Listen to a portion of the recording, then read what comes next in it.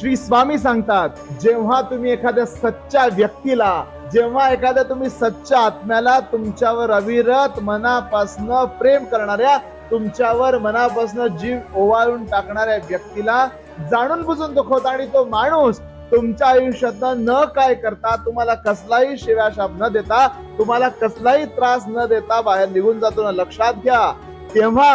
तेव्हा त्याचा आराध्य त्याच्या मागे उभारतो, तेव्हा त्यानं तुम्हाला शिव्या नाही देऊ दे, तेव्हा तुम्हाला शाप नाही देऊ दे, त्यानं तुमच्याविषयी कुठलीही वाईट गोष्ट नाही बोलू दे, पण प्रकृती बदला घेते.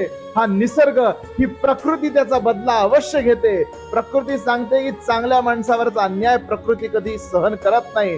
तुमचा आराध्य जरी किती बळकट असला आणि तुम्ही जाणून बुजून चुकत असाल, जाणून बुजून वाईट वागत असाल, जाणून बुजून एखाद्याला दुखवत असाल, तर तुम्हाला या जगात कुणीही वाचवू शकत नाही. हे स्वामी वचन आयुष्यभर लक्षात ठेवा. श्री स्वामी समर्थ.